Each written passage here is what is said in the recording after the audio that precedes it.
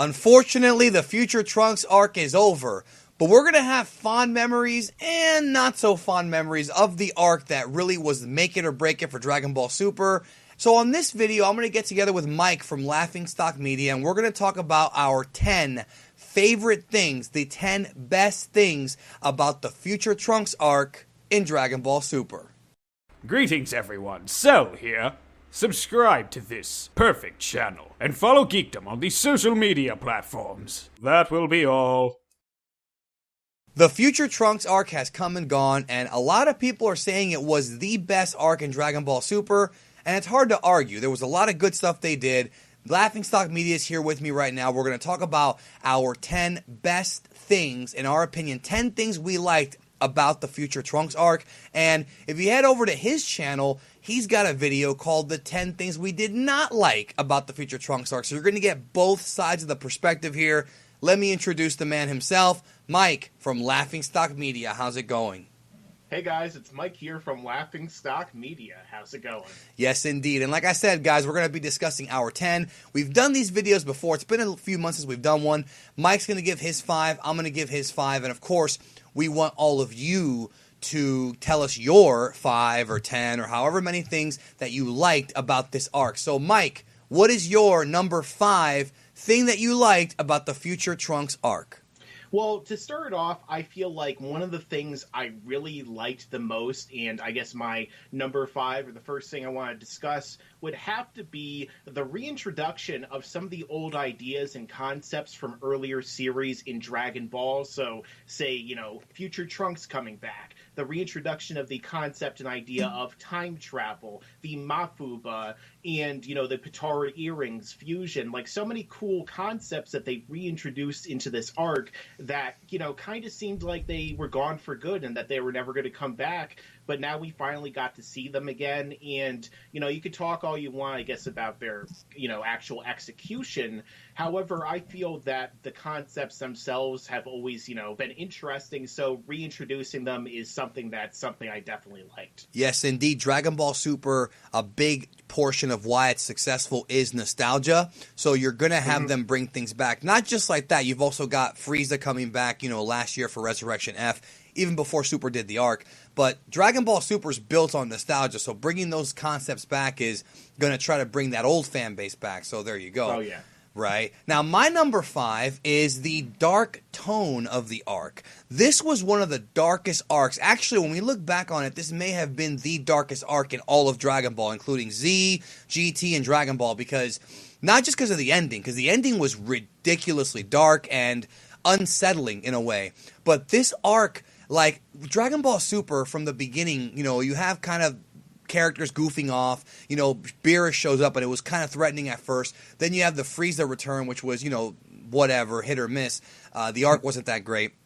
But the Universe 6 arc kind of felt, the tournament was just a tournament. There was no real huge stakes in that tournament. Even if the Earth would have gone to Champa's world, it wouldn't have been that big of a change. But this is the first arc that we have a ridiculously dark and scary tone. I mean, the future that Goku Black was, running roughshod over, every time they went there, it was always, the dark and cloudy. Oh, yeah.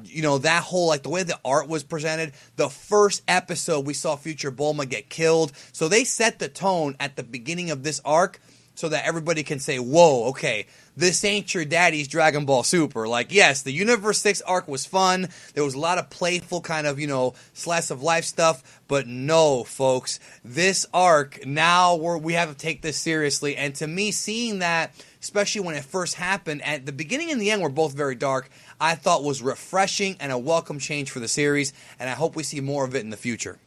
Yeah, I completely agree with what you're saying, because this is the kind of tone and the feeling I was really waiting for in Dragon Ball Super. When it finally started, and when we even got the next episode preview music was more dramatic, and then we see the Goku Black introduction. It was just so awesome to finally see something after all these inconsequential arcs so far, to see something that had real tension, real dark tone, real stakes. And that's one of the reasons why I really enjoyed much of this arc, at least. It's almost too dark for Toriyama. Toriyama's always said, Toriyama commented on the Bardock special once saying, I could never write something so dark. Well, you did. It took 20 years, but you did. So what is your number 4? Okay, so for my number 4, something else I also really liked during this arc was more of a side character focus and development. So what I mean by that is, even though in previous arcs and even the Buu saga to a degree, a lot of these characters are kind of thrown to the side, at least in this arc we got some of them being at least helpful, like Piccolo, for example, showing the Mafuba on that little video on a phone, helping Trunks to use it himself. For example, also the present timeline Trunks getting that little relationship and romance angle with the present Mai, and always trying to impress her and always trying to get on her side despite the fact that she's always into the older one. And then there was that little scene, the most recent episode of Dragon Ball Super, or episode 67, in which he sees the future Mai and then he blushes and runs behind somebody to hide. Stuff like that I really like. Even we got that episode with Gohan, showing how Gohan is a family man, how he, is playing around with Pan, he has his wife, and he's actually happy, which is a complete contrast to the Gohan of the future Trunks timeline. And even future Trunks, seeing the way that, some of the things that we see, and I'll get into this a little bit later, but his development too was great. So that's one of the things I also really liked about this arc. At least we spent some more time focusing on side and background characters, as opposed to them being totally furniture and doing nothing of consequence at all the entire time. Yeah, Future Mai got a lot, and of course Kid Trunks slapping Future Trunks was perfect for that character. That was the best thing that Kid Trunks did the whole arc, I think. Mm-hmm. So my number 4 is Vegito. That's right. It's one character. We've been wanting fusion. We've been teased. Fusion has been teased since we saw that you could summon the dragon to defuse with the Potara fusion, which is what the Supreme Kai and Kibito did. And we had a feeling when the arc first started, when you saw Goku Black wearing a Potara, that we would see Vegito or some kind of Potara fusion become an integral part of the arc. It was good to see Vegito back. It was awesome to see how powerful he is. But it was kind of a bummer to a lot of people, including me, that he was only there for about 6 or 7 minutes. I thought he could have been there much longer. The sequences with him in it were great, which we're going to get to later. But seeing Vegito come back, it goes back to your what you were talking about earlier about the concepts being returning. But this is Vegito with blue hair now, so it's just it is fan servicey as hell. But I liked it. I mean, I thought it was interesting that he immediately turns into a Super Saiyan Blue, too, but, that has to do with more of the execution. I think it would have been cool if he turned into a Super Saiyan 3 at first, and it wasn't enough, so he had to turn into a Super Saiyan Blue. But Vegito was a character who heavy I really fan service. I also really like, definitely. I also really like Gogeta, so I've waited for fusion this entire time, too, especially since we saw the defusion of the Kaioshin and Kibito. So once we saw, that happen, I was like, okay, Vegeto's finally coming, and he was awesome while he lasted, but, that's something else entirely. Well, we saw the final Kamehameha, which was only a video game move. Now we see it in the series. So what is your number 3? Okay, so my number 3 is something that, I really liked throughout this arc, and I kind of referenced a little bit, and that is Trunks' development and focus. It was nice for once to see, instead of, Super only being about Goku and Vegeta, to bring in this other character who is one of my favorite characters in the entire franchise, and bring him back and have him be at the forefront, his whole struggles and his own future, his, trying to surpass his father, him seemingly being left behind in terms of the God power-ups, but then he has to continually try and rise to beat these other gods who are so seemingly out of his own grasp, and seeing his PTSD and seeing his romance with Mai.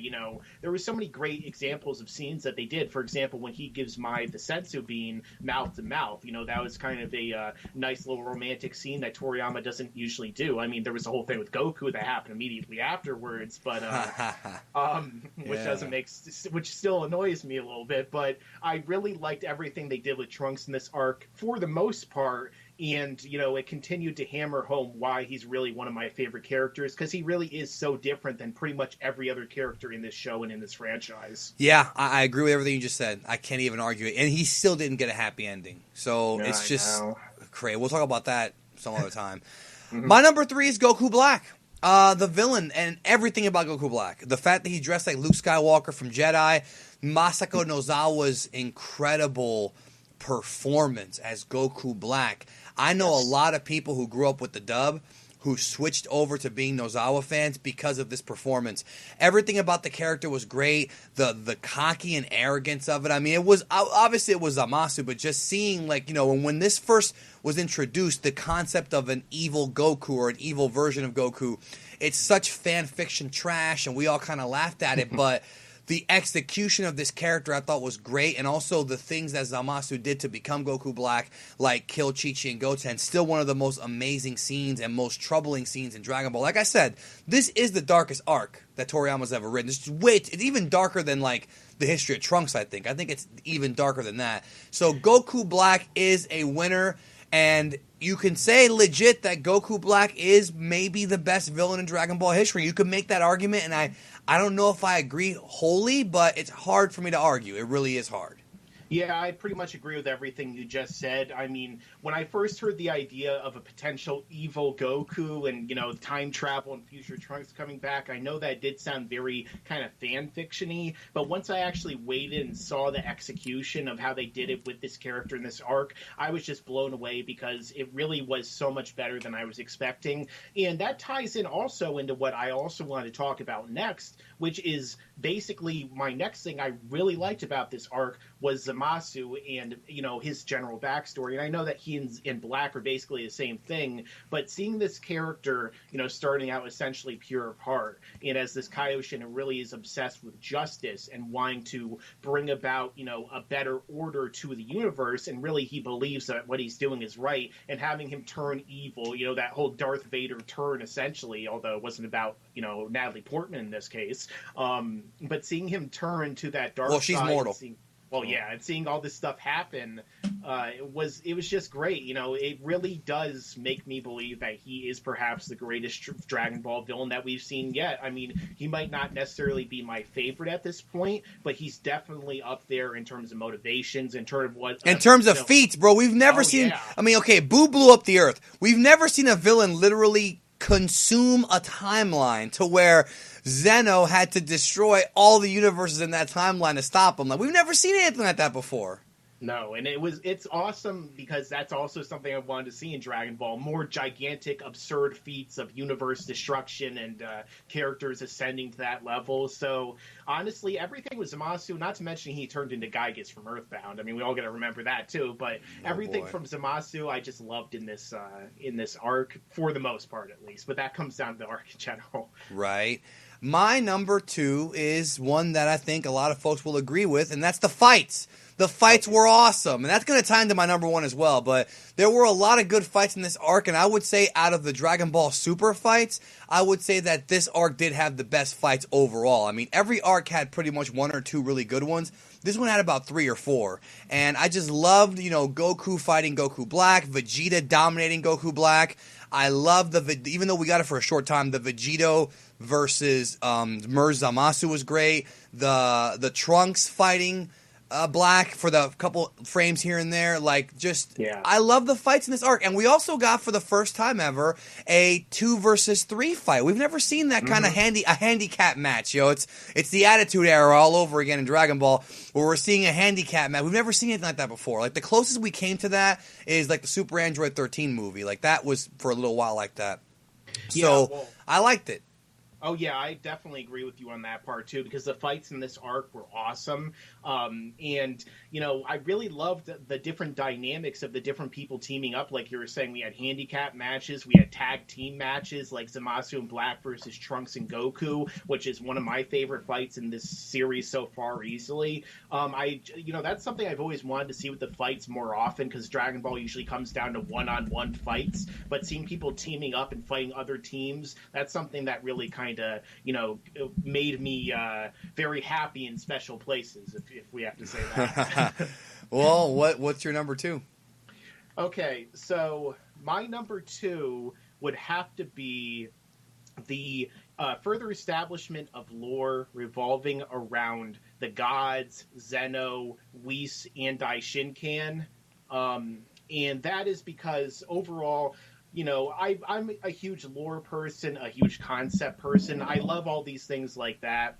So whenever we finally get the to see time rings also, don't Oh, forget yeah. that. Yeah, and then The and, time- and that Matrix room with all the little briefcases, Oh, that was yeah, all cool shit.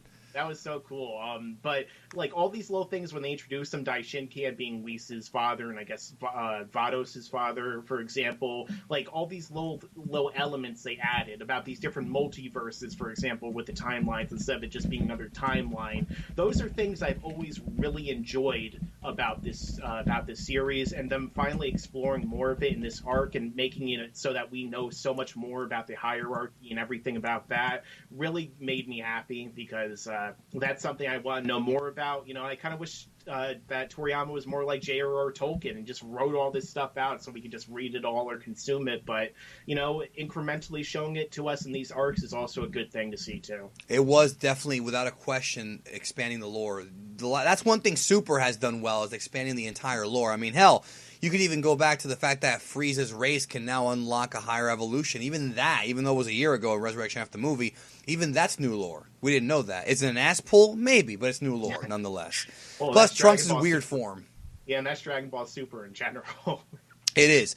So, that's your number one, correct? Actually, yes, that was my number one. I messed up when I said number two. Yeah, that's your number one. My number one is the animation. Without a doubt, the best cut, non-movie cut in Dragon Ball history may have been 67 with Shida and all these guys. Like, you got Tate, Shida. You've got the top animators at Toei animating some of the best stuff we've ever seen. Vegito versus Imasu was great. Trunks versus Black in episode 58 was great. And then, of course, the Goku fight with Goku Black, that really fast one, 57, that was, it was 48. 57 was the other one. That was fantastic. Just the animation this arc, yes, okay, it's not perfect. There were a few bad animation moments, but I think that this arc of Dragon Ball Super really elevated the overall quality of the Dragon Ball animation.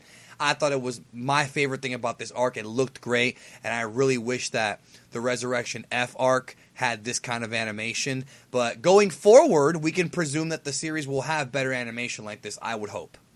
Yeah, I really hope so, too, because an animated format like this, you need to have good animation so you can really stay immersed and so you can really enjoy it that much more. Because as we know, when we get episodes like episode 5 that everyone likes to bring up, if it's poorly animated, everyone will be taken out and they just won't enjoy it overall. So the better animation we get to see, the better in my eyes. Agreed. And that's going to do it for this video. Of course, check out Mike from Laffy Stop Media, where we're going to talk about the 10 things we did not like about this arc. And there were a few things there we didn't like, but that's the opposite coin of this one. I will leave a link in the description for you to go watch it. Thank you. Talk to you guys down the road.